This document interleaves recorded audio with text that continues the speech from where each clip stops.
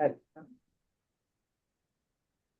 ओम असतो मा सद्गमय तमसो मा मृत्युर्मा अमृतम्। ओम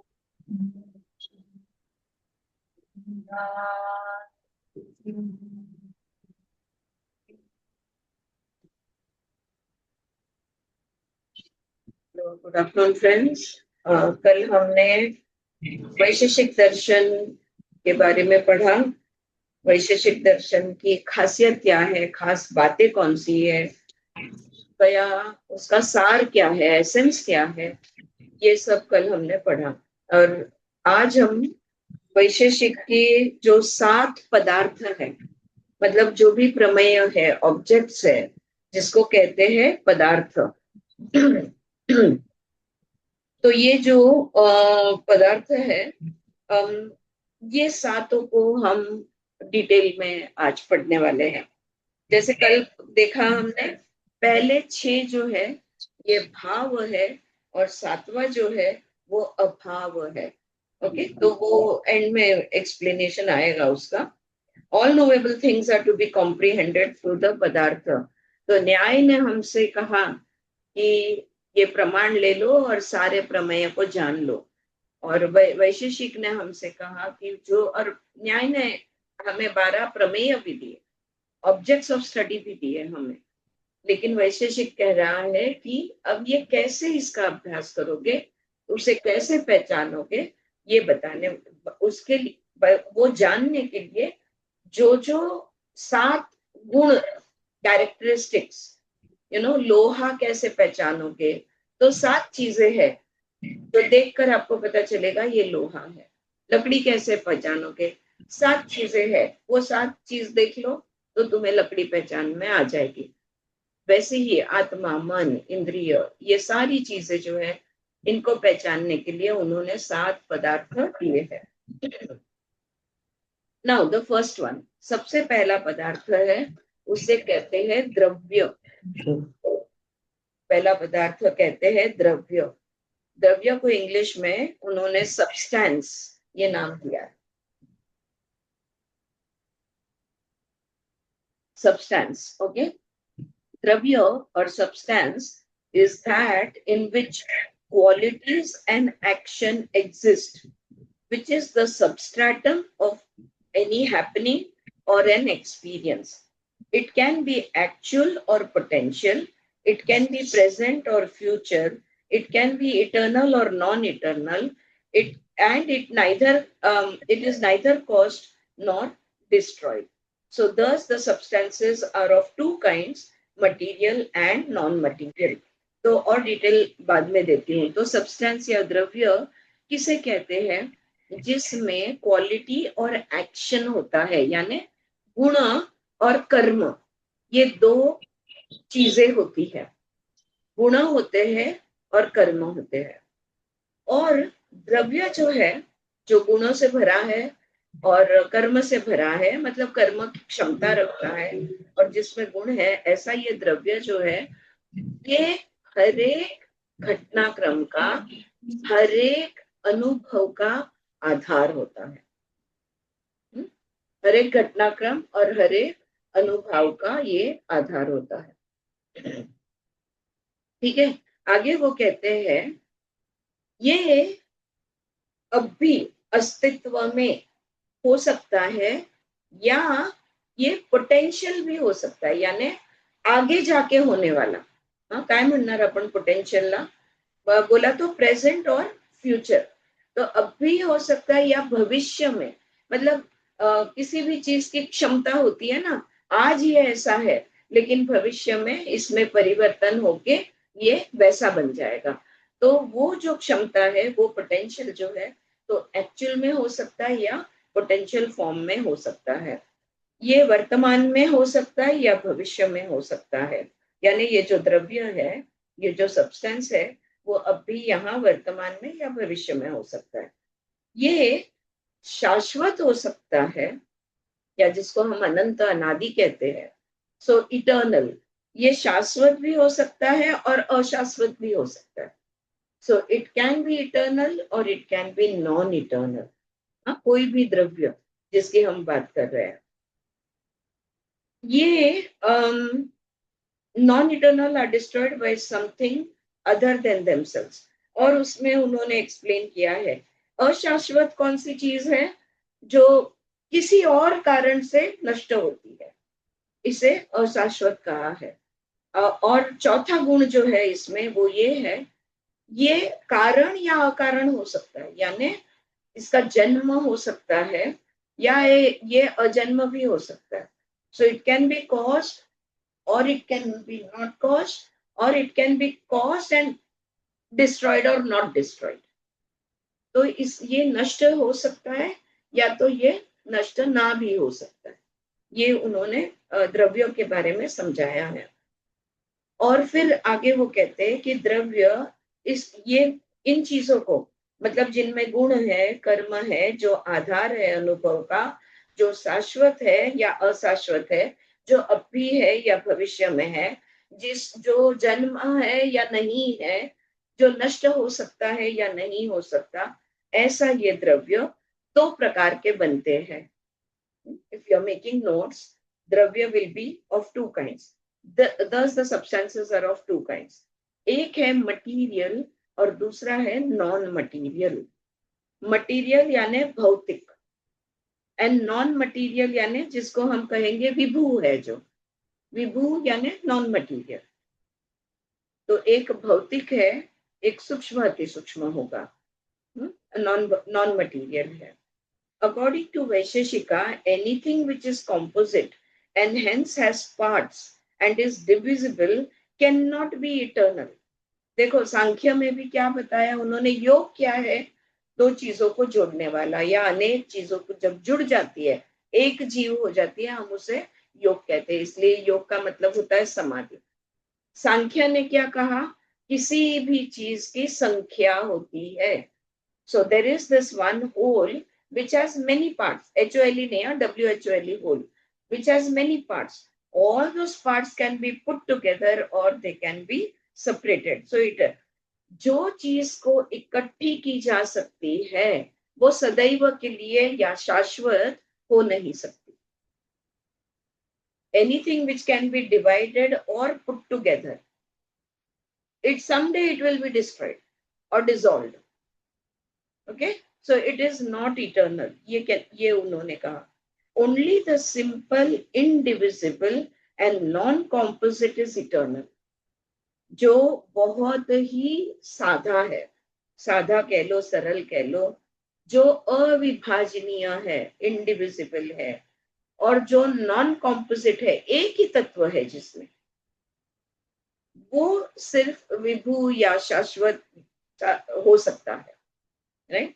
सो अब हमने क्या देखा कि material and non material, these are the two kind of द्रव्य.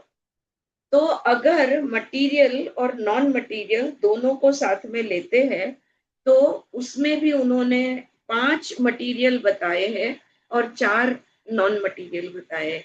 यानी भौतिक द्रव्य 5 प्रकार बताए हैं और अभौतिक द्रव्य उन्होंने 4 प्रकार बताए हैं.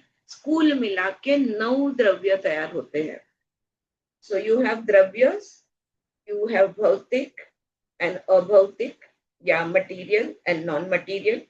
Under material you will have 1 2 3 4 5 and under non material या अभौतिक यू विल हैव 1 2 3 4. क्योंकि ये इट कैन बी इटर्नल और non eternal, right. We are talking about everything that is in existence. So which gets divided into sthula and sukshma. ये बन जाता है. This is just for your understanding, but I'm giving you the exact term that they've given. अभी देखो 5 material यानी 5 भौतिक द्रव्य कौन से हो सकते हैं, गेस करो. भौतिक है, मटीरियल है, 5 है, एग्जिस्टेंस में है, अस्तित्व में है. तो ये पंचमहाभूत. पंचमहाभूत, एग्जैक्टली राइट. यस ममता, और यस शैलजा, पंचमहाभूत. तो ये हमारे 5 महाभूत जो है, पृथ्वी, जल, अग्नि, वायु और आकाश. लेकिन अगेन आकाश जो है इसमें सब कुछ समाया हुआ है। ऑलराइट, तो ये थोड़ा सा अलग बनेगा, लेकिन फिलहाल आप लिख लो 5 इज द 5 भौतिक या मटीरियल द्रव्य। अब सवाल ये आता है, ये जो 5 में से अपन आकाश को छोड़ देते हैं और 4 ही लेते हैं। पृथ्वी जल अग्नि वायु आकाश, अरे सॉरी, पृथ्वी जल अग्नि वायु, ये 4 को लेते हैं, क्योंकि आकाश जो है ना, ये परमाणु की तरह अविभाजनीय है। You can not divide Akash, everything else can be divided. The four bhutas can be divided, but the fifth bhuta cannot be divided because it is indivisible, like the atoms, and it is eternal. आकाश अनंत है और अनादि भी है, imperceptible भी है, और सूक्ष्म भी है, यानी अनंत भी है, इनफाइनाइट भी है, और सर्वव्यापी भी है। इसलिए आकाश को हम अभी के लिए छोड़ देंगे। अभी 4 आप देख लो। अब ये 4 जो है, पृथ्वी जल अग्नि वायु, इनके कुछ हरेक में एक खास गुण है, और वो खास गुण के वजह से वो भौतिक द्रव्य बनता है। क्या गुण है?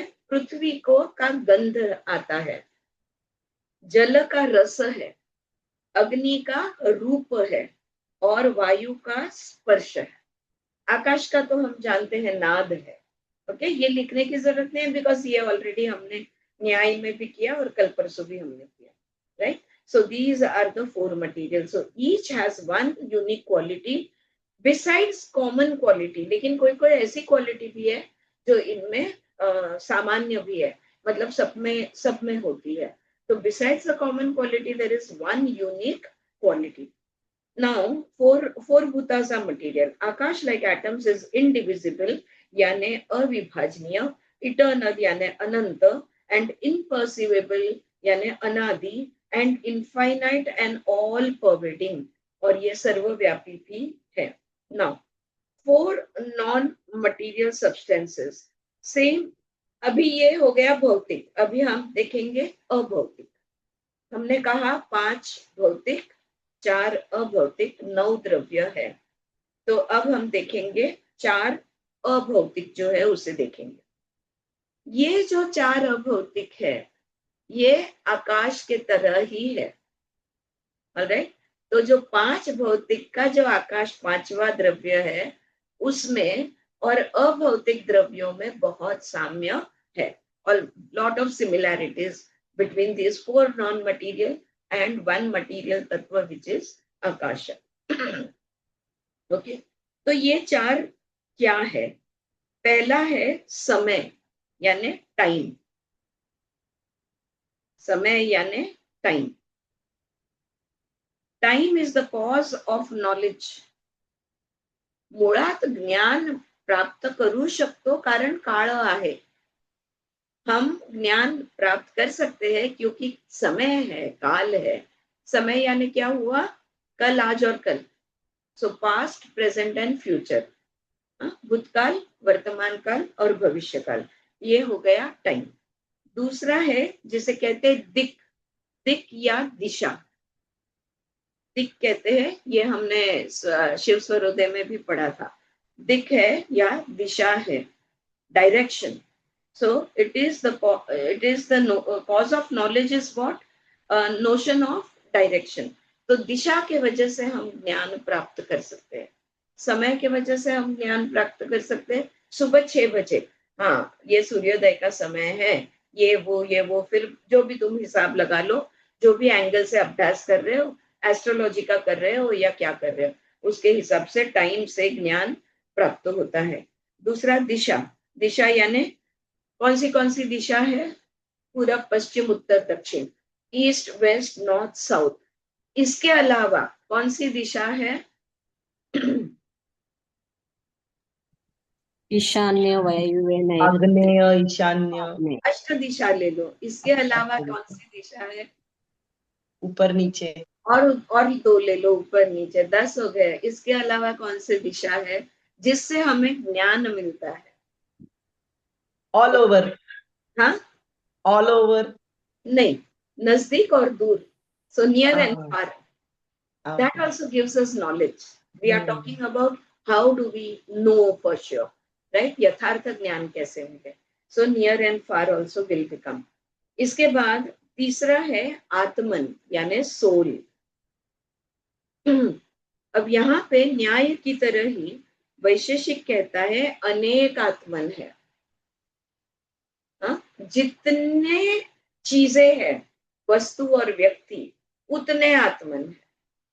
Alright, there are many, all and independent होता है आत्मा, स्वतंत्र है, इटर्नल, आत्मा शाश्वत भी है, वो हमेशा के लिए है, वो उसको कभी भी नष्ट नहीं होता, और ऑल परवेसिव, आत्मा सर्वव्यापी है। ठीक है, तो अनेक आत्मा है कहाँ पर? पृथ्वी तत्व पे। हर एक चीज में आत्मा है, हर एक चीज में एनर्जी है, लेकिन इस दुनिया से बाहर, इस ब्रह्मांड से बाहर एक ही आत्मा है, और वो है परब्रह्म परमात्मा, या जिसको हम कहेंगे the cosmic soul, that is only one. या महापुरुष कह लो इसे, that is only one. But in existence, अस्तित्व में बहुत सारे अनेक आत्मा है, और स्वतंत्र भी है, और आत्मा शाश्वत भी है, कभी नष्ट नहीं होता, सर्वव्यापी भी है। So that is the third thing, द्रव्य इज आत्मा, एंड फोर्थ द्रव्य इज मनस और माइंड। मनस और mind, mind is for internal perception and it is atomic। मन क्यों दिया है? आत्म परीक्षण के लिए हमें अंतर्दृष्टि प्राप्त कर, मन हमें अंतर्दृष्टि देता है। हाँ? हम चीजों को मन की वजह से समझते हैं, कोई कुछ बोले ना बोले, कोई कुछ करे ना करे, फिर भी हमारी समझ में आ जाता है, ये हमारे अंदर का मन है, ये इसको अंतर्दृष्टि कहा है, जिसके वजह से हम जान सकते हैं या ज्ञान हमें मिल सकता है। और दूसरी बात मन को लेकर ये है कि ये अणु है या सूक्ष्म है, अणु भी कहा है, सूक्ष्म भी कहा है, सो इट इज एटमिक। और मन वो है जो हमारी आत्मा को बाहर की चीजों से जोड़ता है। So mind connects the soul to the objects. Okay, so that is the quality that you should write down. It connects soul to the object. So mind is for internal perception, it is atomic, and it connects the soul to the object. ये हो गया मन। Right, तो इस तरह से 9 द्रव्य बनते हैं, पंचमहाभूत के 5 द्रव्य, और जो भौतिक है और अभौतिक जो है, इसमें आता है समय, दिशा, आत्मा और मन, ये 4। इस तरह से ये बन गए 9 द्रव्य। Is this clear? Any questions on this? ठीक है, तो now then we will move on to the second पदार्थ, and the second padarth is guna, guna यानी quality। अब द्रव्य यानी वस्तु, आपके ध्यान में आ गई ना, सब्सटेंस, द्रव्य इज सब्सटेंस और वस्तु। अब हर एक चीज का, हर एक वस्तु का, हर एक द्रव्य का, हर एक सब्सटेंस का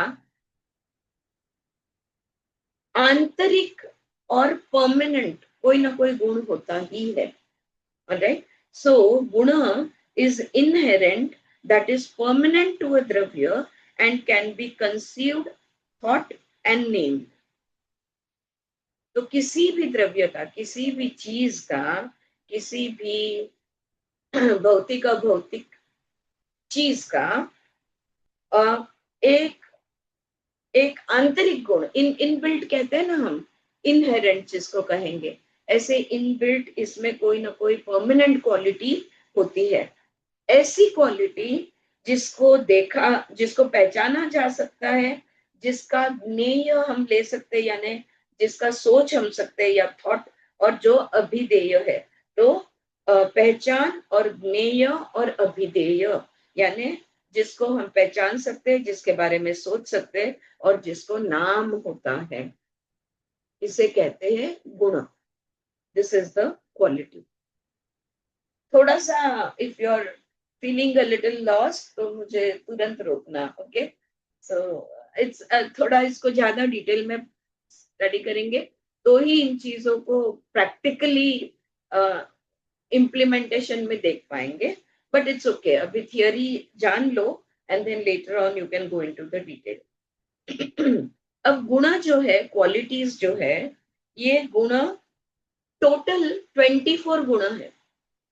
किसी भी द्रव्य को 24 गुण होते हैं, इसमें से 18 गुण जो है ये ओरिजिनल होते हैं, यानी क्या, इनबिल्ट या इनहेरेंट। ये पहले से ही मौजूद होते हैं उस चीज में 18। और 6 जो है, और 6 को उन्होंने कहा है प्रशस्त पाद। प्रशस्त पाद यानी उसमें ऐड कर सकते हैं, उसमें वो डेवलप कर सकते हैं। सो 6 जो है ये प्रशस्त पाद कहा है। लेकिन नंबर्स इंपॉर्टेंट नहीं है, फिर भी 24 गुण उन्होंने डिस्क्राइब किया हुआ है। अब ये गुण कौन से हैं? 24 I will give you, okay, 24 gunas. The first one is रंग, फॉर्म और कलर। रंग है ये, फॉर्म और कलर, जिसका रंग, रंग यानी कलर। दूसरा रस, रस यानी टेस्ट होता है हर एक चीज का। स्कूल में आपने चॉक खाया है, या वो काय तो खायचे ते ग्रे कलरचं मिळायचं, चुना चुना, हाथ गाड़ी पे मिलता था, पता नहीं हम छोटे थे तब। And people use to actually buy calcium के लिए, जिनको कैल्शियम डेफिशिएंसी है वो हमेशा खाते थे उसको, क्या काय म्हणतात त्याला, विसरले मी। Anyway, every kind of soil or stone also has a taste of its own, okay। So रस, दूसरा है रस। तीसरा है गंध, everything has a smell, everything has a smell, गंध। चौथा है स्पर्श, you can touch and feel them, कोई रफ लगेगा, कोई स्मूथ लगेगा, तो स्पर्श। पांचवा है शब्द, नाद होता है, हर एक में साउंड होता है। क्या लगता है आपको, पत्थर में भी साउंड होता है, रेत के कण में भी साउंड होता है या नहीं? कोई साउंड सुनाई देते, कोई नहीं सुनाई देते, पर होता है। क्यों लगता है कि इतना सॉलिड और इतनी भौतिक चीज है, उसमें भी साउंड होगा ही होगा? ऐसा क्यों लगता है आपको? व्हायब्रेशन, प्रत्येकाला व्हायब्रेशन असतो तो साऊंड असेल। पे हम लोग स्टार्टिंग में शैलजा और मैं बात कर रहे थे, everything has a vibration, whatever vibrates will make a sound, okay. So everything has a sound. So शब्द हो गया। छठा है संख्या, नंबर्स। सिक्स्थ इज नंबर्स और संख्या।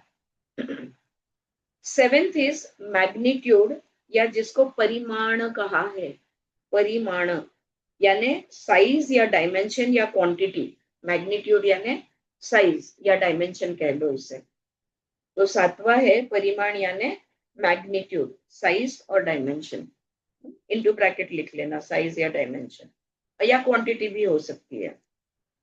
आठवां है डिस्टिंक्टनेस और इंडिविजुअलिटी। इसे कहते हैं पृथकत्व, खासियत कह लो। हाँ, पृथकत्व शब्द दिया है उन्होंने।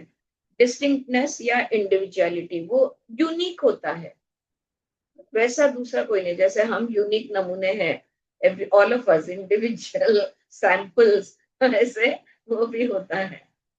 सो इसको कहते हैं पृथकत्व, खासियत होती है।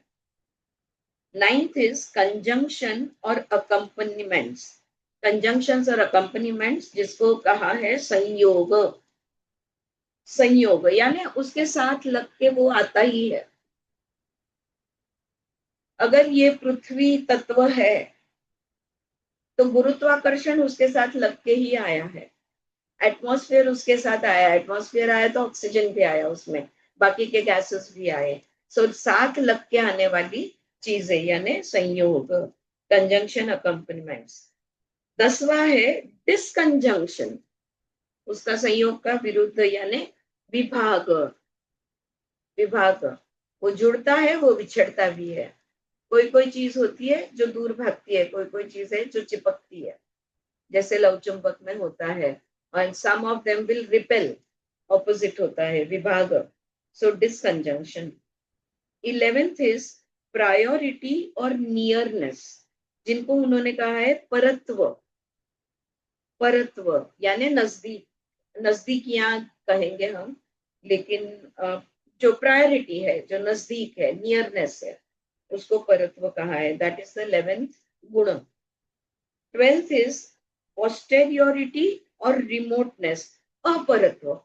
तो परत्व और उसका ऑपोजिट अपरत्व, यानी दूर होना या रिमोट रहना, दूर होना, नजदीक होना या दूर होना। 2 हो गए, 11 12। 13वां है कॉग्निशन और नॉलेज, जिसको उन्होंने नाम दिया है बुद्धि। बुद्धि वो चीज है जिसकी वजह से जो भी मन ने पहचाना है उसको हम अर्थ लगाते हैं। We make meaning out of whatever the mind has grasped. Who does the understanding or finding the meaning? The buddhi does it, right? So 13th is buddhi. 14th is sukha, pleasure. 14th is sukha, pleasure. And 15th is pain या दुख। कोई चीज है सुख देगी, कोई चीज है दुख देगी। तो उसका इनहेरेंट क्वालिटी किसी भी द्रव्य, कोई भी द्रव्य जो है, अब जैसे आत्मा है, ये द्रव्य जो है, ये द्रव्य हमें हमेशा ही जो विभू है, जो अभौतिक है, वो हमेशा ही परमानंद देता है। तो कोई चीजें आनंद देती है, कोई चीजें दुख देती है, वही चीजें कभी सुख कभी दुख भी देती है। सो सुख और दुख ये 2 गुण बनते हैं। 16वां है डिजायर, इच्छा। इच्छा, हरेक में इच्छा होती है।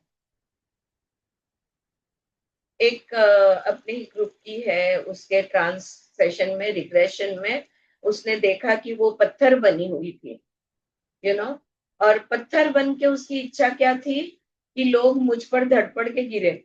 मतलब मैं लोगों के बीच में आ जाऊं और वो मुझ पर अटक के गिर जाए, और फिर बाद में वो जो पूरी इच्छा थी उसका प्रायश्चित फिर किसी और जन्म में वो करती है। If you remember, I think Mamta does, याद है? तो ये वाला ट्रांसलेशन हुआ था एक।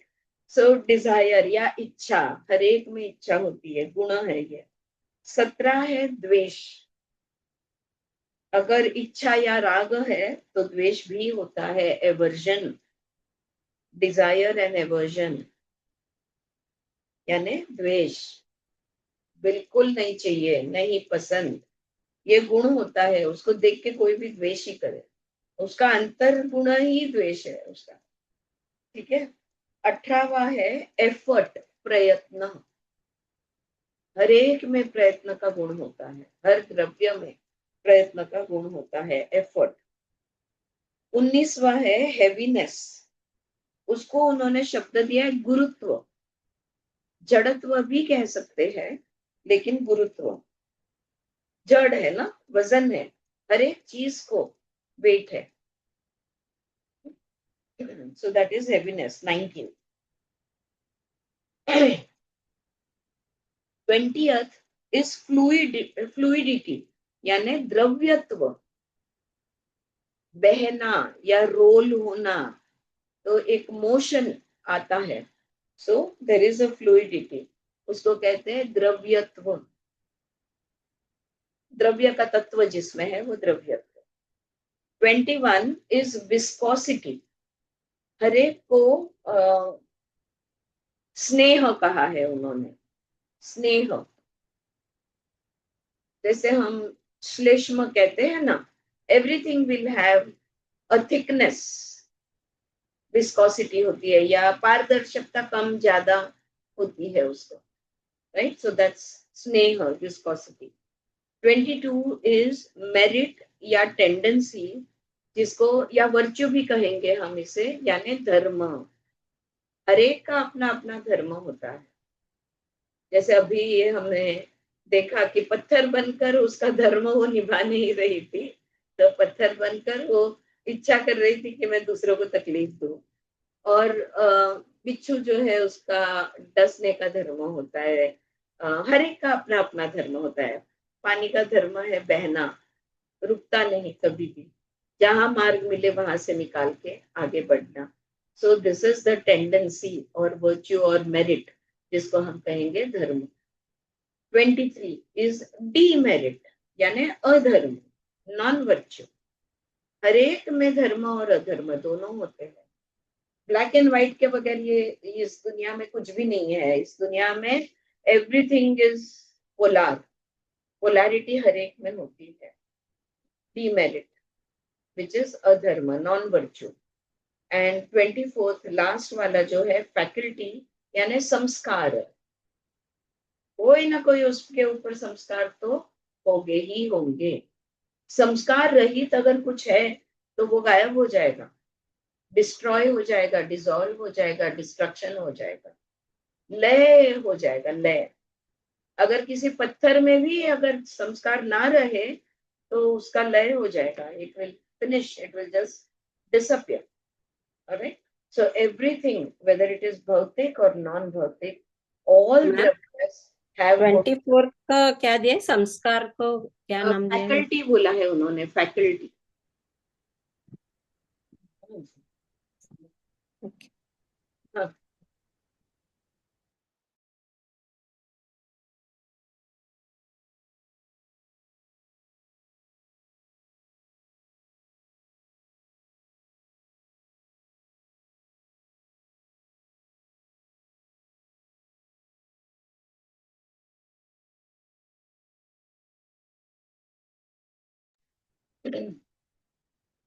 you are muted now.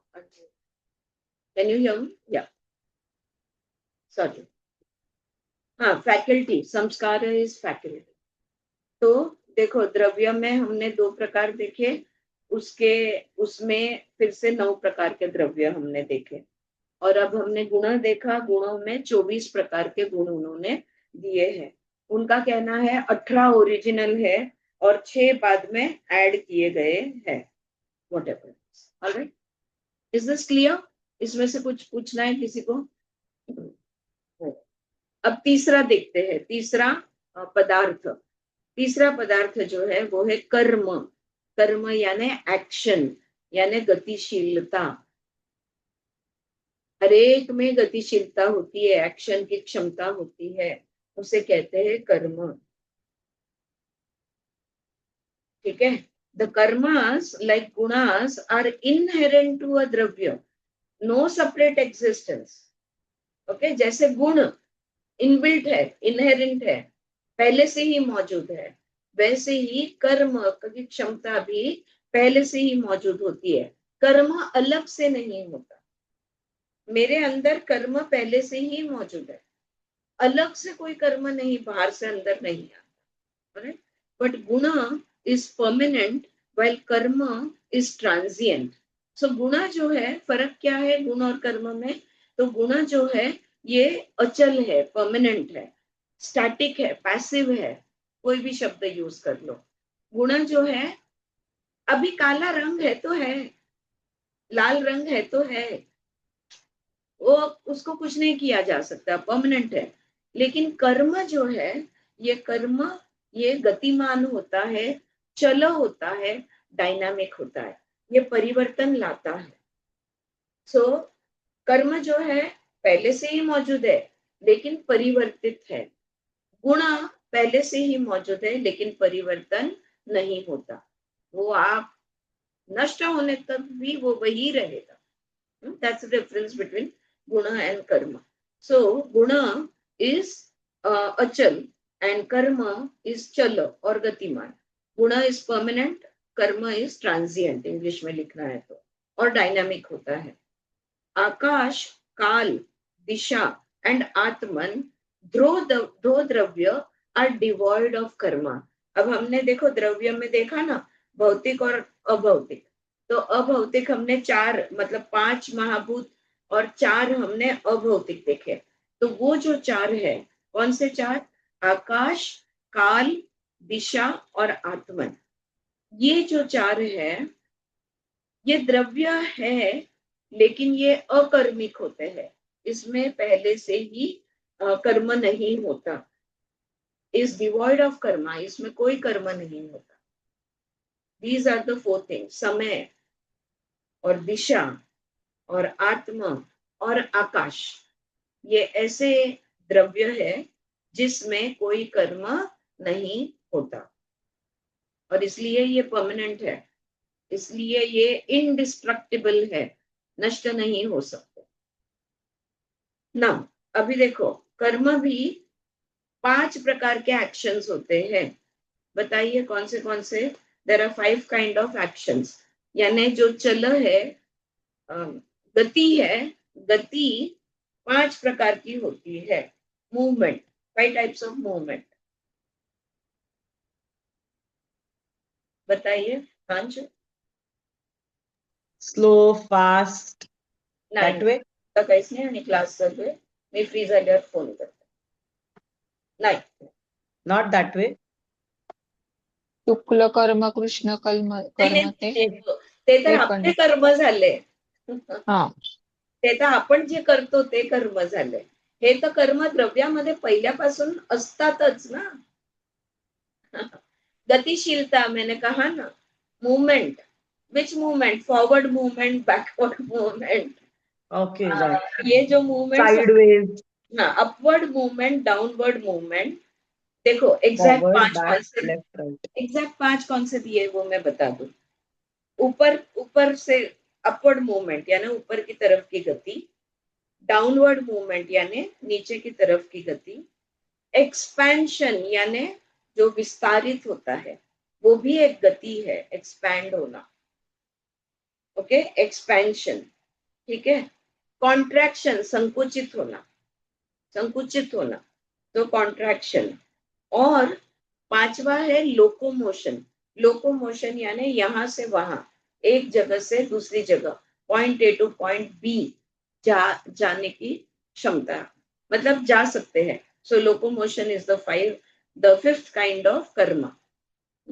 All of these are perceivable. अब ये सारी जो गति है हमें दिखती है, ऊपर जाता है दिखता है, नीचे आता है दिखता है, विस्तारित होता है दिखता है, संकोचित होता है दिखता है, इधर से उधर पहुंचा दिखता है. यानी ये सब परसिवेबल है, हम देख सकते हैं. एक ऐसी चीज है जिसकी गति पता ही नहीं चलती, ओके, इम्पॉसिबल है, यानी अदृष्ट है. तो वो है मन. मन की गति. मन भी गतिशील है, लेकिन मन की गति कौन से दिशा में, वो नहीं पता चलता. राइट. सो अदृश्य है ना वो, इसलिए इम्परसेप्टेबल.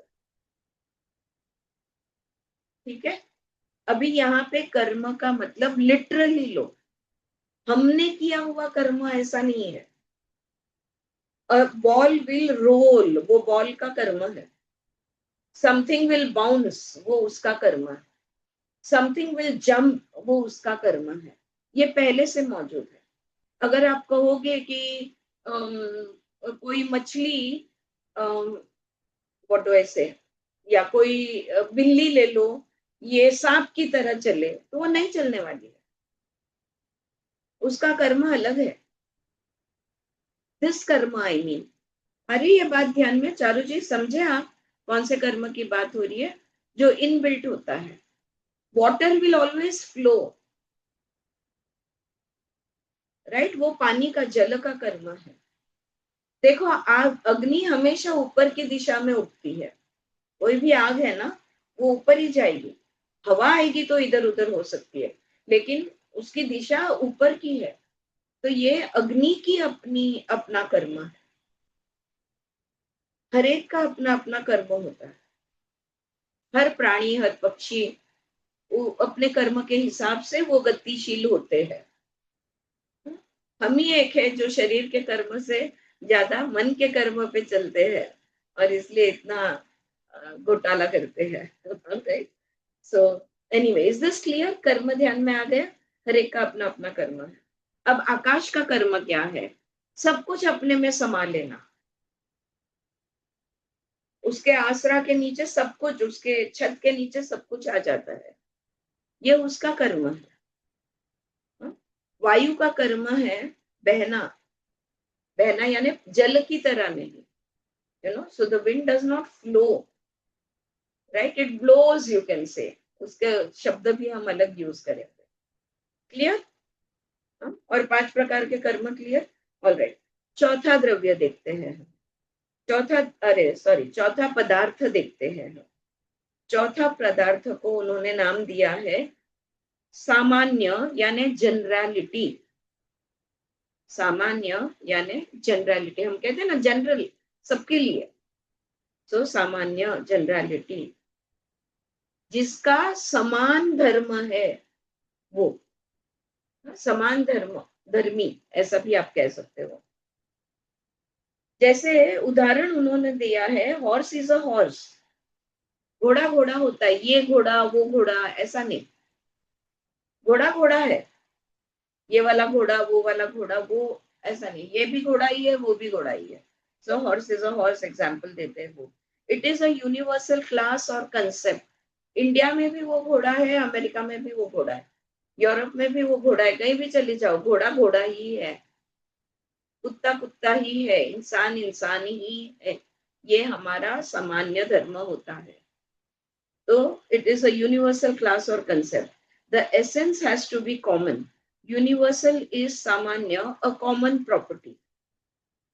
चाहे गोरा हो आदमी, चाहे काला हो, चाहे पीला हो, चाहे ऊंचा हो, चाहे नाटा हो, कैसा भी होने दो, चाहे इस देश का हो उस देश का हो, आदमी आदमी होता है, इंसान इंसान होता है। ठीक है, ये एक कॉमन प्रॉपर्टी है सब में कि हम सब इंसान हैं। फिर आप किसी भी देश के होने दो, किसी भी जाति के होने दो, किसी भी धर्म के होने दो, कहीं के भी होने, राइट। सो इसको कहते हैं सामान्य या जनरलिटी। सो हर पदार्थ में समान धर्म, ये एक पदार्थ है। समान धर्म हर द्रव्य में होता है। The Vaisheshika divides universals into 3 kinds. तो ये जो सामान्य है, ये 3 प्रकार के हैं। लिख लो, सामान्य 3 प्रकार के हैं। पहला प्रकार जो है इसे कहा है परासामान्य, यानी हायर। परासामान्य उच्च अवस्था, परासामान्य हायर। दूसरा है परापरासामान्य, मिडिल। ओके, परापरासामान्य मिडिल। और तीसरा है लोअर यानी अपरासामान्य। परासामान्य, परापरासामान्य और अपरासामान्य। एक परासामान्य है हायर, मिडिल एंड लोअर, या आप ऐसा भी कह सकते हो परासामान्य हायर वो है जिसके नीचे सब कुछ, ऑल कम्स अंडर इट, उसके अंदर सब कुछ समाया, सब आ जाता है। और जो मिडिल है, परापरा सामान्य है, ये इंटरमीडिएट यानी मध्यम होता है। और लोअर जो अपरा सामान्य है, इसका मिनिमल स्कोप होता है, यानी कम से कम बस इतना ही। कैसे वो मैं बताती हूँ।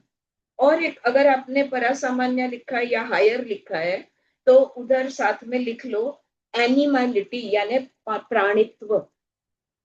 परासामान्य जो है इसमें प्राणित्व है, प्राणी तत्व।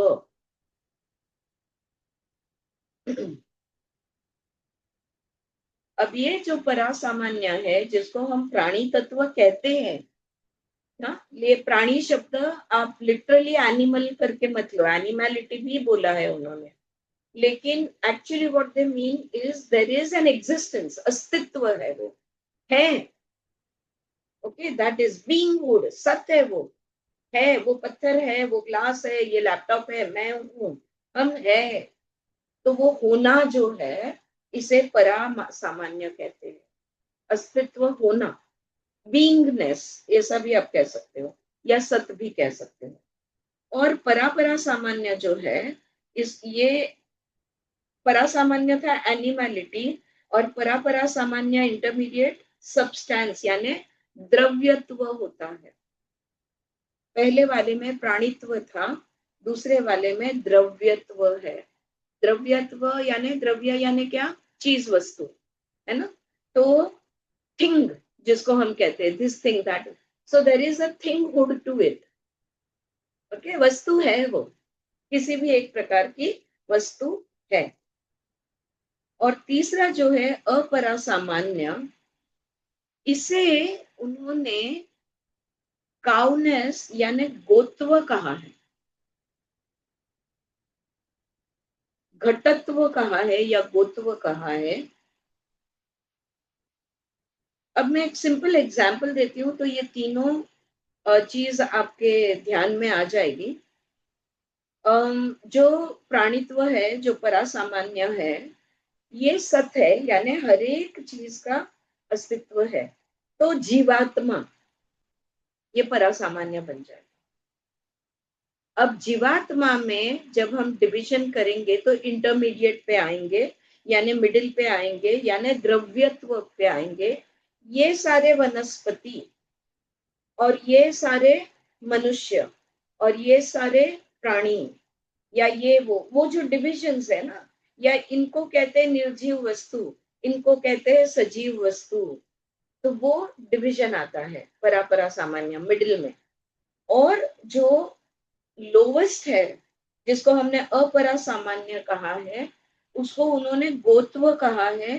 द काउ में नॉट एग्जिस्ट बट काउनेस में। तो गाय ना होगा, लेकिन गाय का गुण हो सकता है किसी और में। हाँ, तो वो हम कहते हैं ना, वो लड़की कैसी है, गाय जैसी है। क्या वो गाय है? नहीं, लेकिन गोत्व उसमें है, यानी गाय का गुण है उसके अंदर है। तो वो बनता है हमारा अपरासामान्य। अस्तित्व में नहीं है लेकिन उसका गुण फिर भी है, तो ये बनता है अपरासामान्य।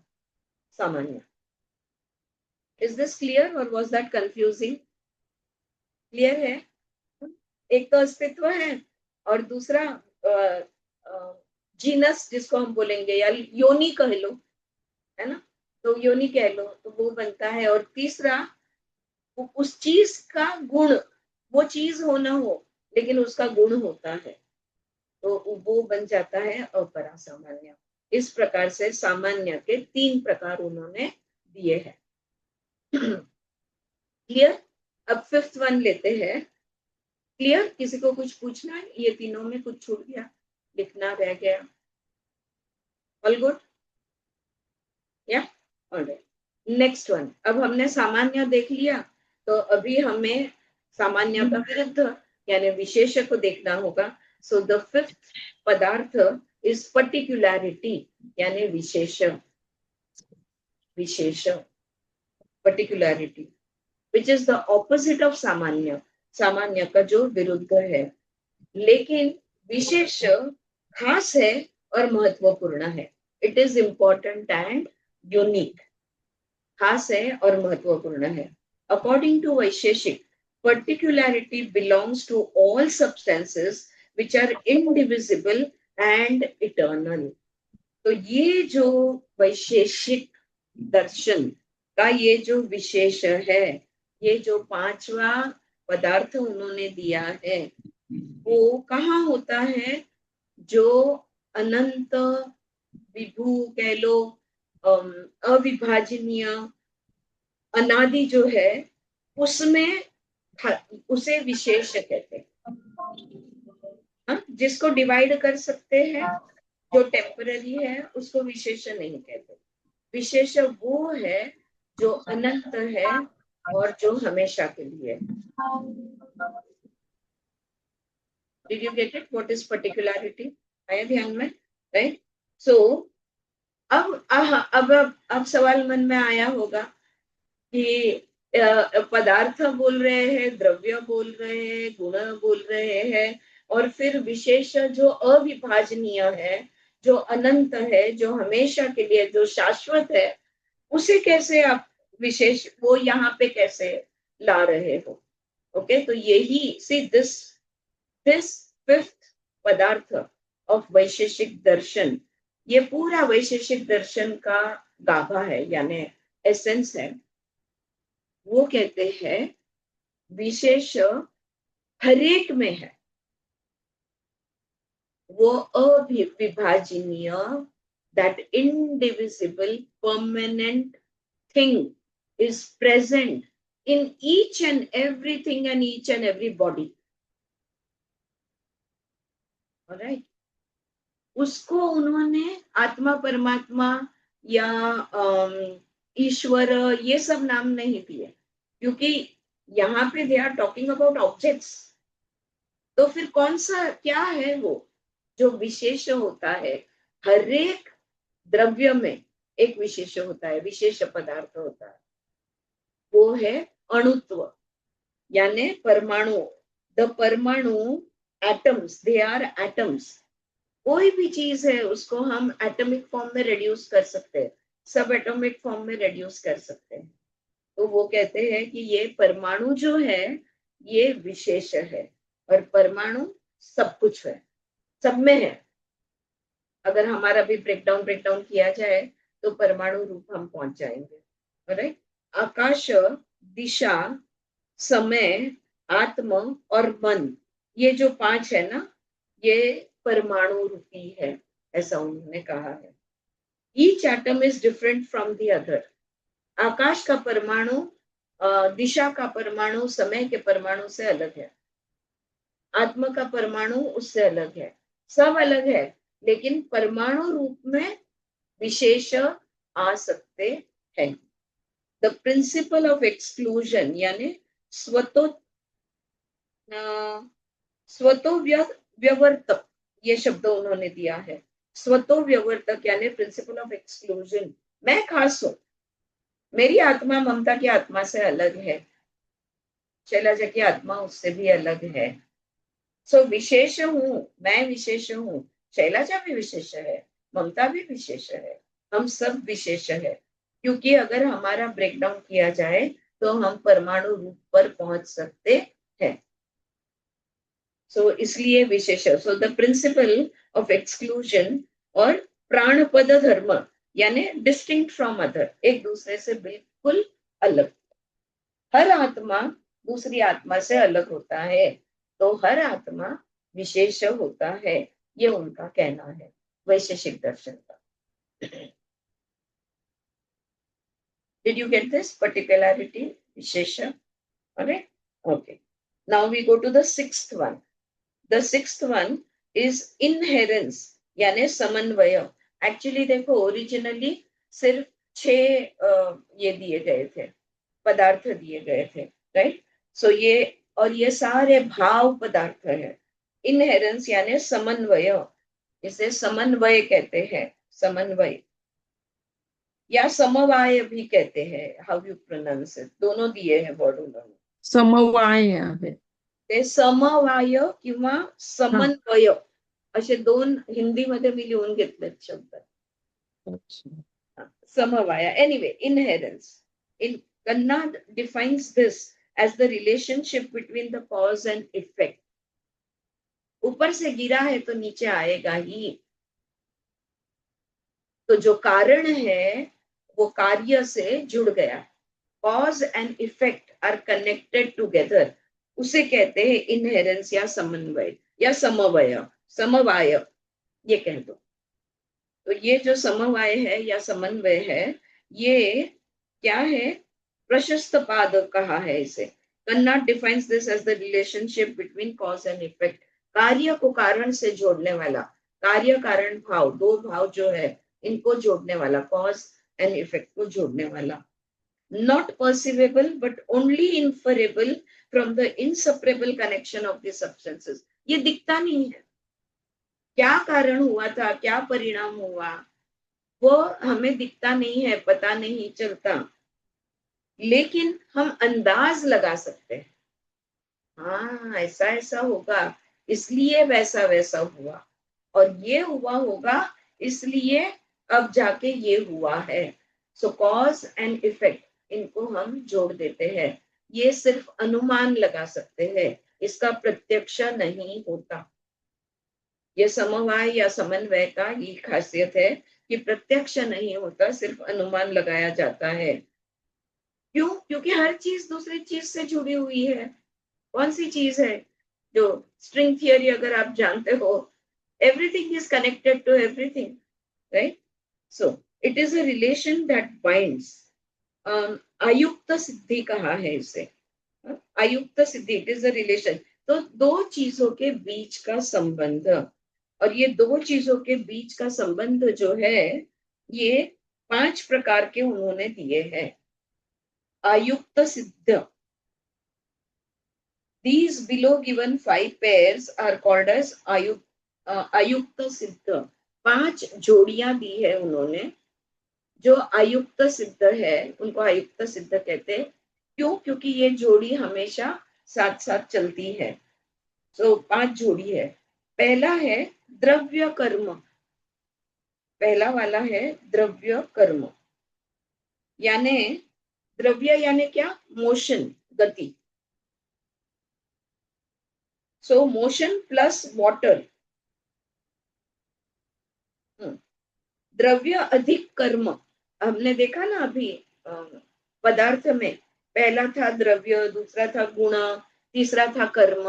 तो द्रव्य और कर्म ये जब जुड़ जाते हैं, ये पहली जोड़ी बनती है। ठीक है। दूसरी जोड़ी द्रव्य और गुणों की बनती है। सो द्रव्य के 5 जोड़ियां हैं, दूसरी जोड़ी द्रव्य और गुण। अब गुण कैसे? जैसे पुष्प में सुगंध होता ही है। So a flower and fragrance, these are always together, हमेशा। द्रव्य गुण second one, flower and fragrance. तीसरा है द्रव्य द्रव्य, अवयत, अवयवी, यानी अवयव जिसको है, पार्ट्स जिसको है, हिस्से है जिसको।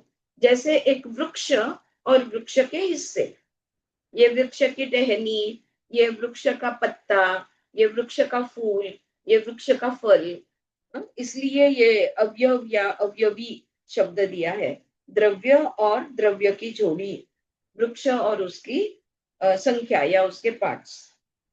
चौथा है द्रव्य और सामान्य, द्रव्य और सामान्य यानी मनुष्य और मनुष्य तत्व, human and humanity, they will always be together.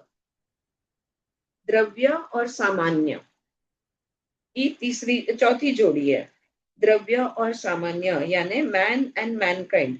व्यक्ति है तो जाति आएगी ही, या तो स्त्री होगा या तो पुरुष होगा। सो व्यक्ति और जाति कह लो या मैन एंड मैनकाइंड कह लो, ये चौथी जोड़ी बनती है समन्वय या समवाय की। और पांचवा है द्रव्य और विशेषण, सो मैन एंड इंडिविजुअलिटी, मनुष्य और मनुष्य तत्व या मनुष्य तत्व बोले तो भी चलेगा। परमाणु रूपी नित्य द्रव्य आणि विशेष। सो इंसान तो हूं, लेकिन परमाणु रूप में मेरी एक खास अस्तित्व है। मेरा जो आत्मा है ये अलग से एक खास है। So you get both man and individuality, यानी परमाणु रूपी और नित्य द्रव्य और विशेष भी है, ये तीनों बनते हैं। So this is the fifth. कोई मिस हो गया? रिपीट करूं या हो गया लिखा? क्लियर? चारू जी मिला आपको?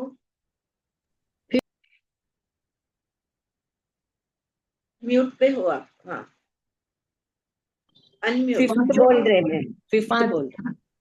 पांचवा पाच पांचवा रिपीट कीजिए ना, काय म्हणतात त्या? द्रव्य और विशेष। फिफ्थ रिपीट कीजिए, fifth one. Fifth one repeat करो, फिफ्थ वन, पांचवा। हाँ, हाँ, मैं पांचों रिपीट करती हूँ। पहला है द्रव्य और कर्म, दूसरा है द्रव्य और गुण, तीसरी जोड़ी है द्रव्य और द्रव्य, चौथी जोड़ी है द्रव्य और सामान्य, और पांचवी जोड़ी है द्रव्य और विशेष। परमाणु रूपी नित्य द्रव्य और विशेष भी है, नित्य द्रव्य भी है और विशेष भी है। ये पांचवा, द्रव्य और विशेष, man and individuality. Okay, last पदार्थ पे हम आते हैं, और लास्ट पदार्थ का नाम दिया है अभाव, यानी नॉन एग्जिस्टेंस। नॉन एग्जिस्टेंस, अभाव, is a special feature of Vaisheshik Darshan. It holds that non-existence is perceivable like existence is. अगर हम अस्तित्व जान सकते हैं तो हम अनास्तित्व भी जान सकते हैं, ऐसा वैशेषिक का कहना है। थोड़ा मराठी में मैंने यहाँ कुछ लिखा है, मैं पढ़ लूं। जो बोलतो त्याचा अर्थ अभाव नित्य आहे, नाही म्हणून आपण ज्या विषयी बोलतो, फॉर एक्झाम्पल भूताबद्दल आपण बोलतो, तो भूत असतं का? भूत नसतं, त्याला पण भूताचं अस्तित्व तरी पण आहे असं आपण म्हणतोय, त्याला अभाव म्हणजे non existence is just as existence can be known, non existence also can be known. प्रत्येक नकारात्मक विधानाला अर्थ असतो। Whenever you deny something, it has a meaning. Whenever you negate something, it has a meaning. A table is a table and not a chair. ये बाद में आएगा और detail में देती हूँ मैं, लेकिन जो कहने का मतलब ये है, जैसे अस्तित्व जान सकते हैं, वैसे नॉन एग्जिस्टेंस, अनास्तित्व भी जान सकते हैं। ये वैशेषिक दर्शन का कहना है। तो जिसके बारे में आप बात कर रहे हो वो आप जान सकते हैं। ऑलराइट, इसका मैं वर्गीकरण दे दूं। There are 4 types, 2 kinds and 4 types. Just excuse me for 1 second, मैं 1 मिनट में आती हूँ।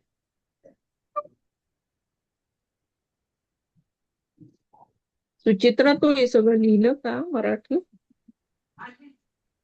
हो लिहिलंय ना। टाकशील का ग्रुपवर? ग्रुपवर कशाला? मग मला पाठव फक्त। हा तुला पाठवते।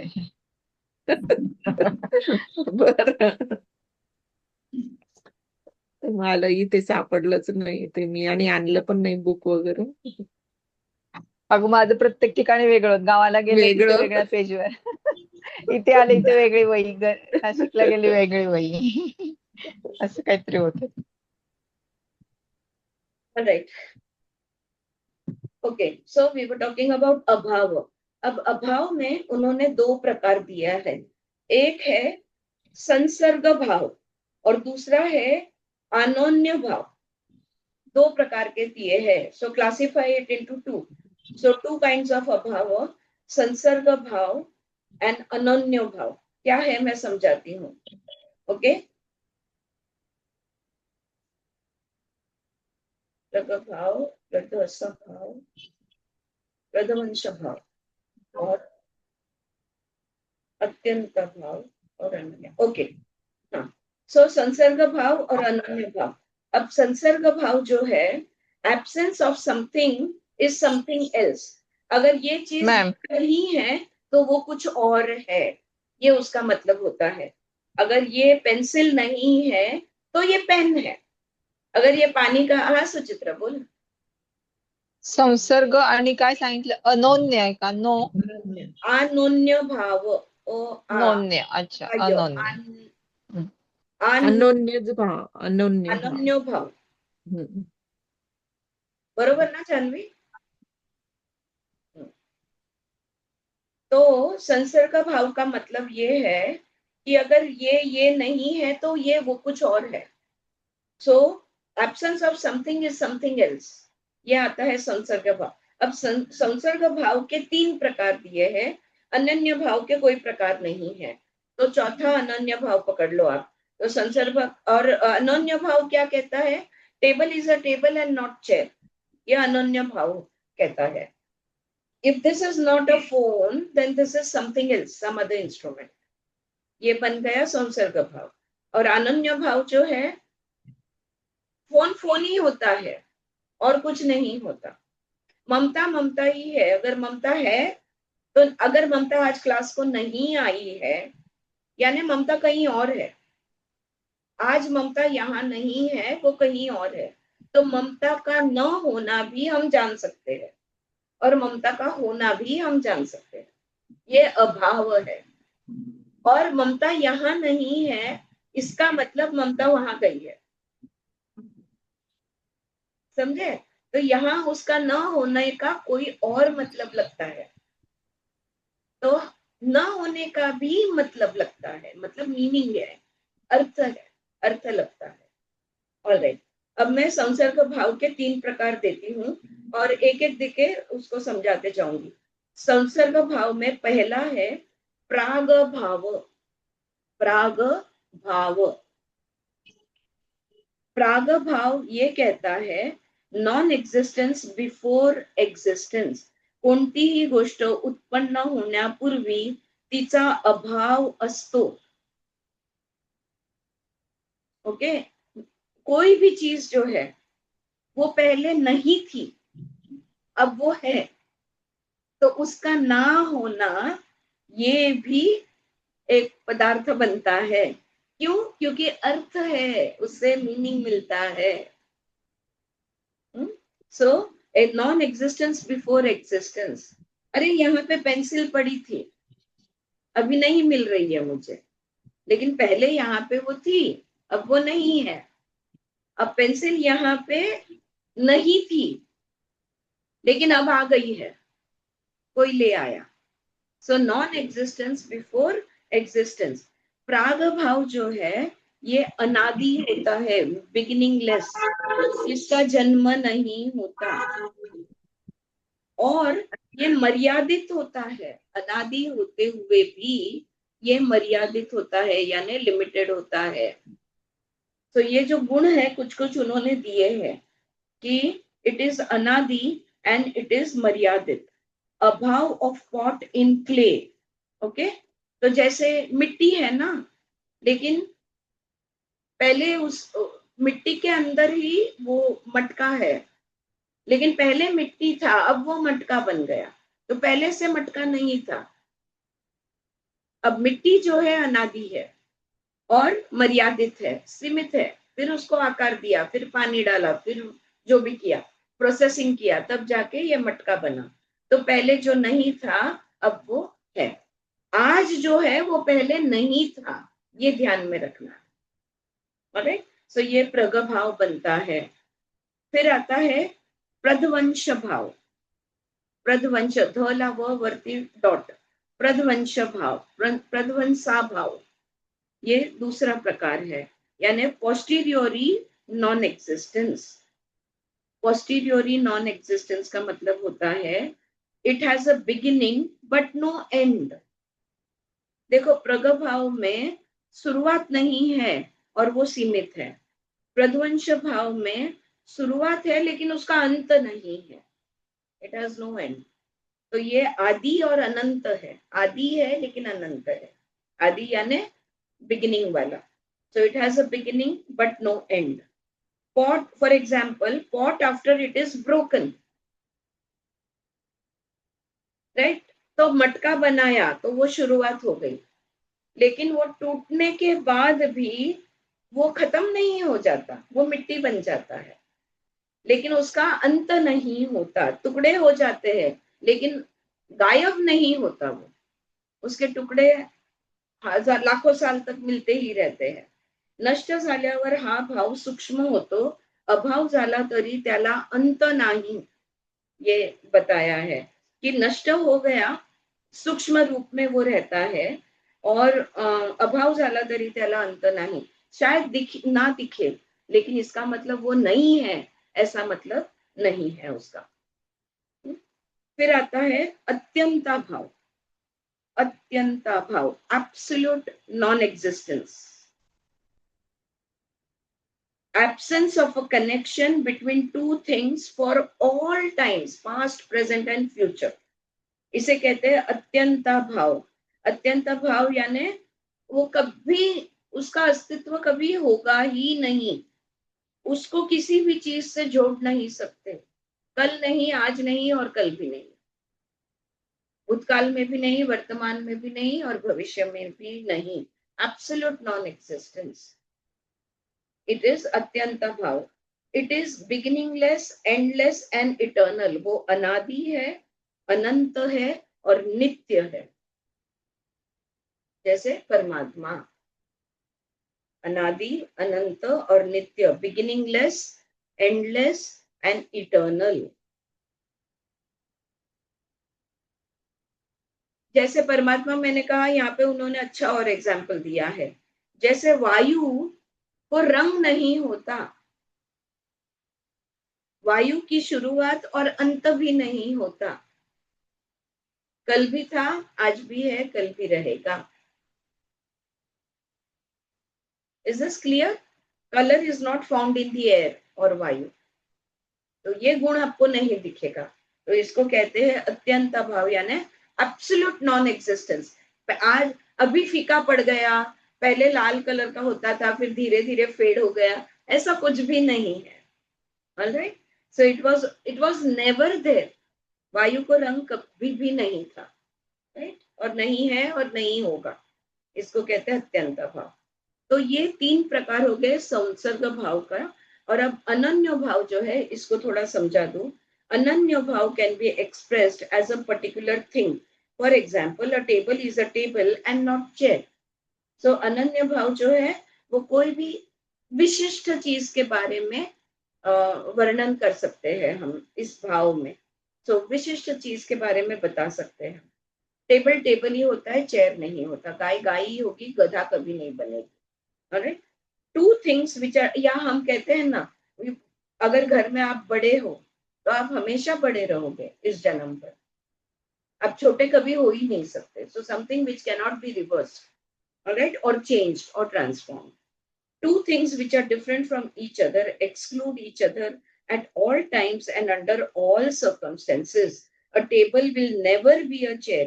एक एक वस्तू आहे पण दूसरी नाही, गाय आहे म्हणजे घोडा नाही।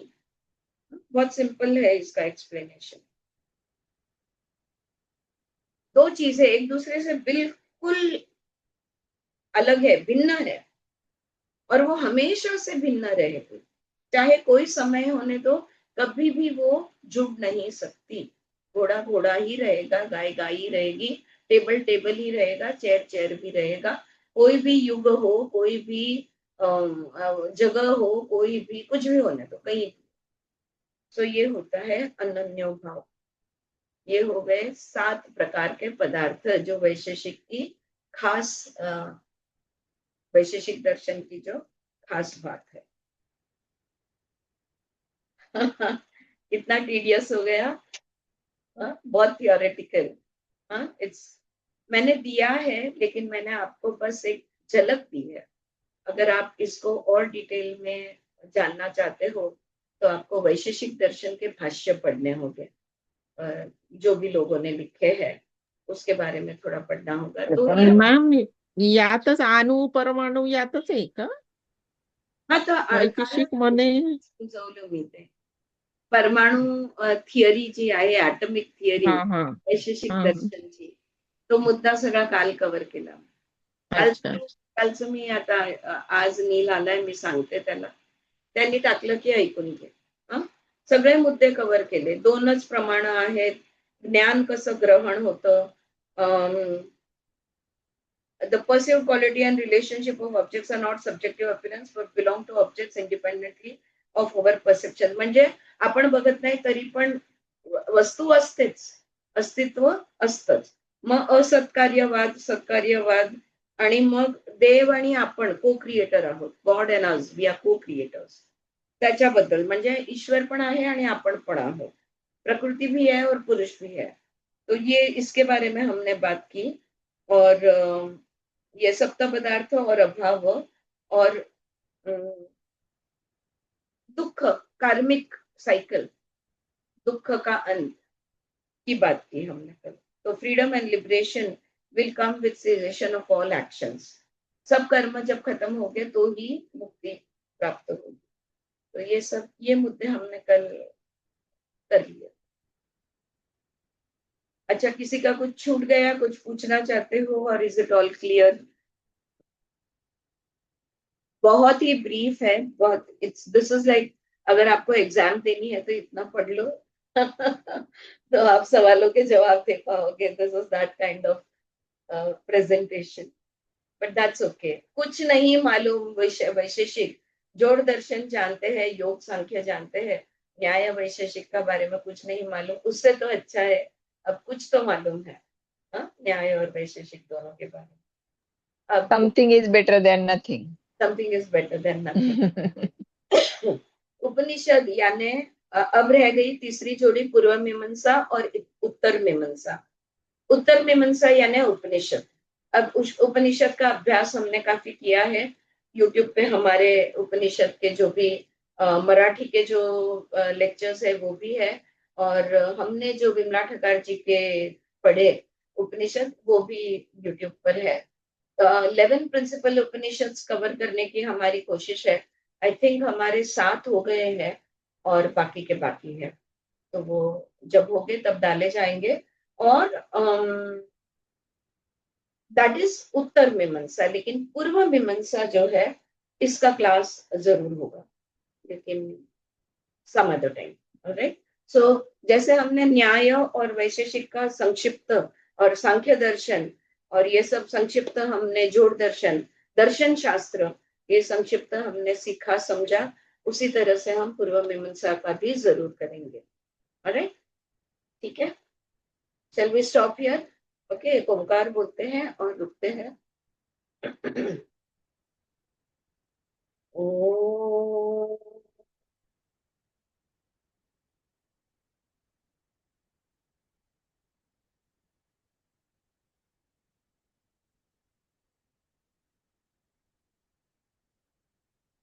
Thank you, everybody. I'll see you in the next class.